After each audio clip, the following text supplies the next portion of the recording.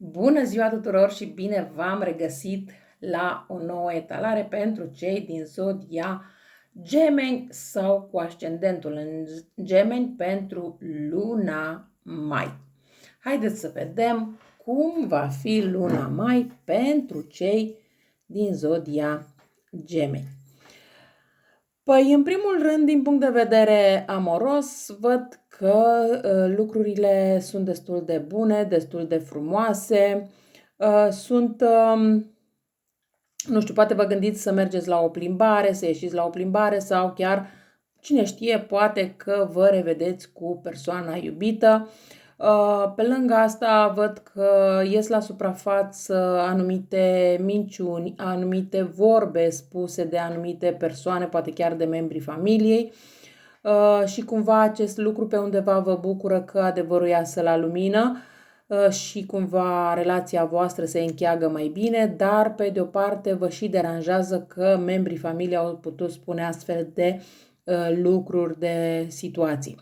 Pe lângă asta văd că e ceva care folosiți destul de mult cuvântul drag, da? Dragă. Poate că așa vă alintați iubitul, iubita, poate că persoana de lângă voi vă este foarte, foarte dragă, da? Deci poate să fie orice de această natură, dar îmi este foarte clar că dacă cumva nu v-ați văzut până acum cu această persoană, luna mai vă vedeți cu siguranță. Mai avem aici cuvântul victorie, nu știu ce vrea să însemne pentru fiecare dintre voi. Mai avem cuvântul strateg. Vă gândiți la o anumită strategie, să faceți o anumită strategie în relație. Da, pentru că aici această strategie văd că e în legătură cu relația. Mai avem aici, cred că veți discuta cu o persoană din zodia Taur sau poate Capricorn, ceva în legătură cu relația voastră sau să vă ajute în legătură cu această relație. Vă gândiți, văd că în luna mai la un sacou. Oare vă pregătiți de căsătorie sau o cerere în căsătorie sau nu știu, ceva de această natură?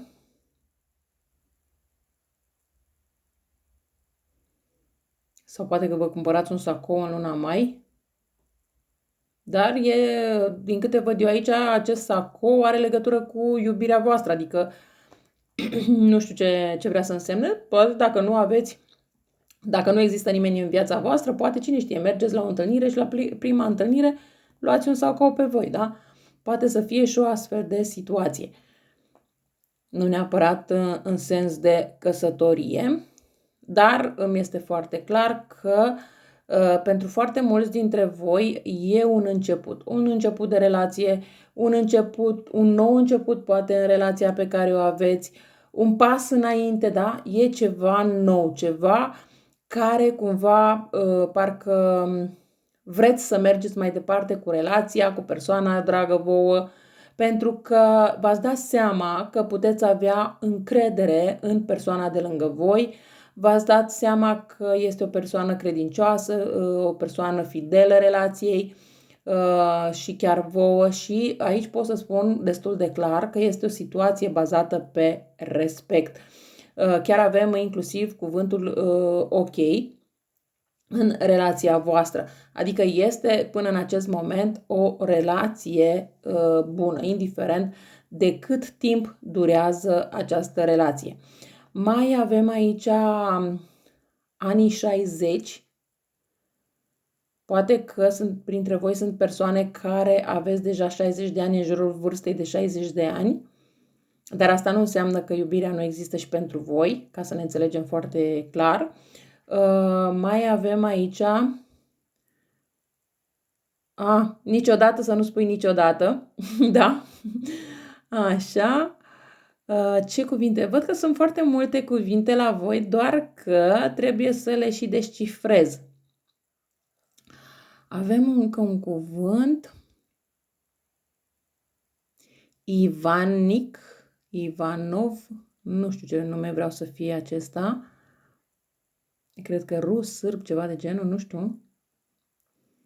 Dar cum voi sunteți foarte mulți, din foarte multe țări, bineînțeles că pot fi și astfel de nume. Hai să vedem ce altceva mai aflăm în această relație. Da, în această relație ceva se schimbă, ceva care până acum nu a mers bine, acum se schimbă și se schimbă radical. Dacă până în acest moment v-ați gândit că relația voastră este la o răscruce și nu știți dacă drumul va fi unul pozitiv sau unul negativ, să știți că va fi unul pozitiv. Mai văd aici maică, cuvântul maică. Poate vă duceți la o mănăstire, la o măicuță, sau poate că aveți o mamă mai în vârstă, dar la care mergeți și cereți un sfat, cum să procedați mai departe, că parcă vă dă binecuvântarea, nu știu, ceva de această natură.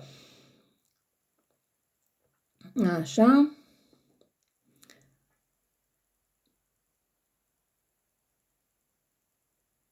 Iar, avem cuvântul iar, zar, ceva ca și cum zarurile sunt aruncate, miză, da? Deci ca și cum oricum altceva nu mai puteți să faceți decât să o luați pe acest drum pe care ați pornit.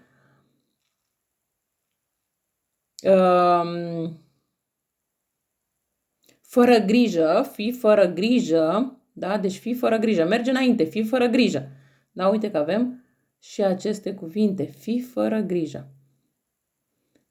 Da, deci legătura există, da? Deci este o ceașcă atât de frumoasă și cu atât de multe cuvinte, sper să le pot descifra pe toate, încât voi să alegeți ce este mai bine pentru voi.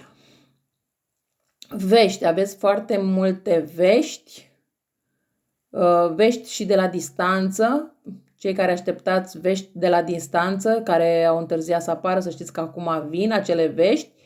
Poate că înainte să primiți decizia finală, cineva a încercat să vă inducă în eroare cu ceva, dar uite că acum vestea vine și este în favoarea voastră, chiar dacă a mai întârziat un pic. Este un final în ce ați așteptat voi timp de 10 zile, 10 săptămâni, poate 10 luni, cine știe, poate așteptați o anumită persoană de la drum, nu ați mai văzut această persoană și acum așteptați și uite că este un sfârșit și această persoană vine, da? Deci este și o astfel de situație și se găsește cumva prin toată situația asta cheia tuturor rezolvărilor voastre. În viitorul apropiat, într-adevăr, mai sunt anumite bârfe la adresa voastră, dar nu sunt atât de mari. Este posibil chiar să aflați despre o persoană care a decedat, dar nu e o persoană care să vă afecteze pe voi foarte mult. Adică da, cunoașteți persoana respectivă, vă pare rău, vă e milă, dar cam atât, adică nu e ceva care să vă afecteze în mod direct. În rest, văd că vă mai gândiți să faceți o mică vacanță, o mică excursie, un mic drum prin apropiere și poate chiar să treceți peste o apă sau să mergeți la o apă, ceva în legătură cu apa. Apa și încă ceva, încă un cuvânt, apa, osa, nu știu, ceva de genul. Dar, da, veștile bune curg spre voi.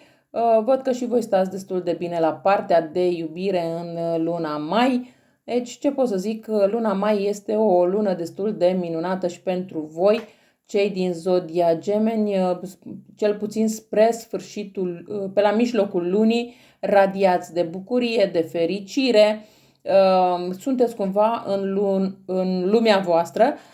Spre finalul lunii mai, da, mai intervin anumite lucruri, n-ar fi nimic exclus să fie și o separare temporară, o separare de câteva zile de persoana dragă, dar după care lucrurile revin la normal. Deci nu văd să existe lucruri care pentru voi luna mai să fie o lună grea sau ceva de această dată, de această natură. Da, poate să fie, nu știu, că sunteți obosiți de la muncă dar nu, pe partea de iubire, în ceea ce ține de partea de iubire, văd că lucrurile stau destul de bine.